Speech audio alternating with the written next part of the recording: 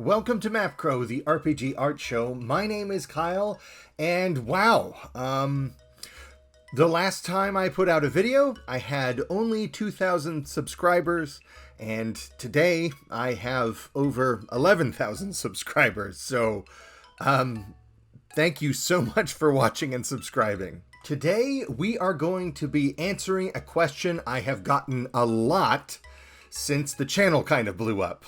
While I complete a city map for the Fallen RPG by Perplexing Ruins. Link in the description below to find out more about that project. So in the comments recently, I have been getting this question over and over again.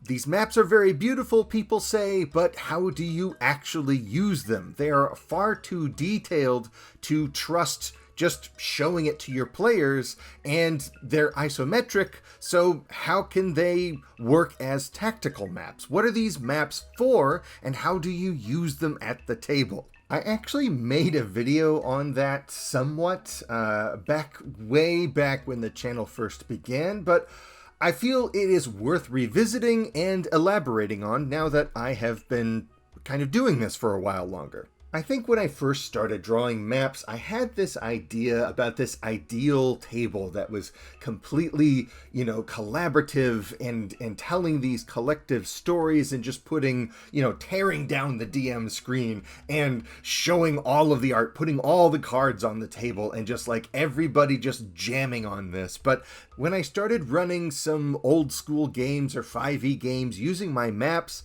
I realized that they were a little too information rich, and I wanted to pace out how I was revealing all this information, so I hoarded these maps that I was making behind the DM screen. And I think that's how I would suggest that these maps are best used in a mainstream RPG.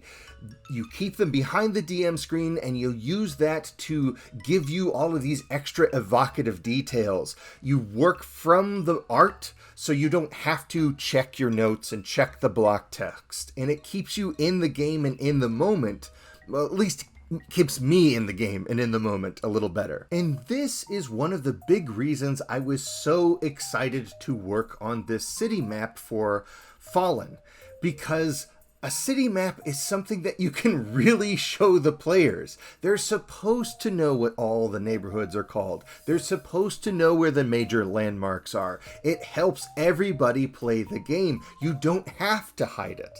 So when I was invited to make this map, I started drawing an isometric map because that's what I'm used to and that's the brand and all these things, but it became clear to me that the isometric map wasn't an appropriate choice for this, that in fact there was something that we could do to make this map more flavorful, more evocative, and feel more like an artifact of the game world than an isometric map would. I wanted to draw each neighborhood so it felt like it had its own personality, and it felt varying degrees of claustrophobic, or welcoming, or austere, or decrepit, or just find some way to give the player an opinion to have about this place, working off of all of these evocative titles and places that are named on the map as well.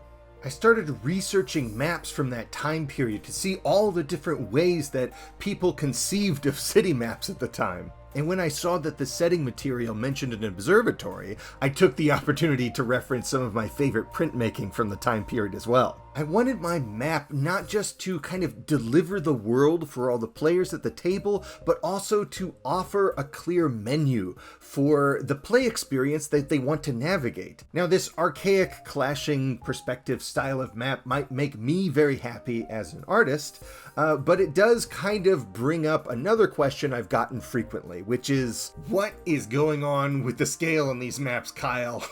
They're all over the place. And I've done maps with a very consistent scale where every grid space is so many yards and all this. But to be honest, if I have my way, I don't worry about scale at all. I don't worry about immersion at all.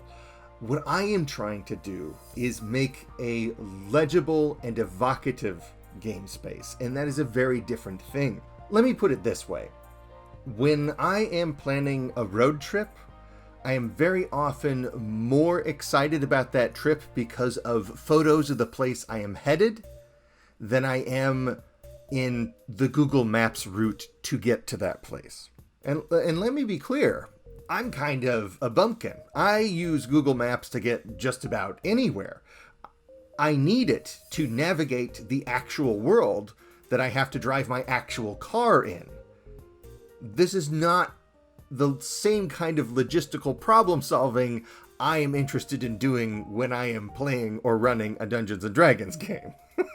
You know, this just came to me. It's going to sound really weird, but here is, I think, my design goal for my maps. I want these visual aids to help theater of the mind play. This seems like a contradiction, and I am well aware of this. This is not designed to be a one-to-one relationship, a replacement for your imagination. This is an aid for your imagination.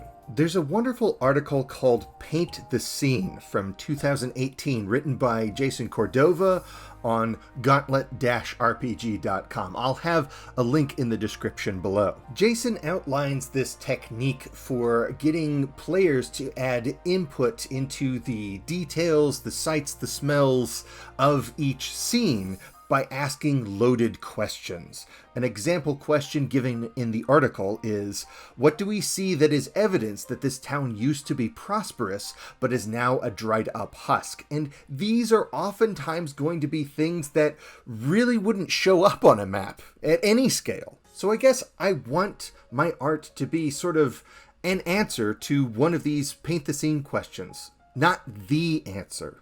I think it's important to keep a loose grip on any kind of materials that you're getting in your RPG modules. Because let's face it, by the end of the second session, one of these neighborhoods is going to be burnt to the ground by the players anyway. So this map is already going to be out of date by session 3. And don't take any of this as like the end-all, be-all gospel truth. That is never my attitude towards any of the things that I'm saying on this channel or really anywhere. I'm just trying to explain my artistic goals for this map making practice that I have. I'm not trying to tell you what you should or shouldn't do or what is the right or wrong kind of fun to have in your game. Thank you so much for watching. I'm so excited to see so many new subscribers on this channel. It is very encouraging to me. If you like what I'm doing here, maybe stop on by my Patreon, where just $5 a month gets you access to digital minis and terrain pieces for your virtual tabletop enjoyment. The link is in the description below, patreon.com/mapcrow. You may also want to check out my podcast at thesplatbook.com, where my favorite GM, John Corey, and I talk about RPG design topics. If you have any topics that you would like to see me make a video on, leave them in the comments below. I would love to answer your questions about art making, or the tabletop games industry, or game design theory. But now I am going to bed. I am very jet-lagged and tired, and I need to wake up tomorrow and do some more drawing. So until next time, my friends, farewell.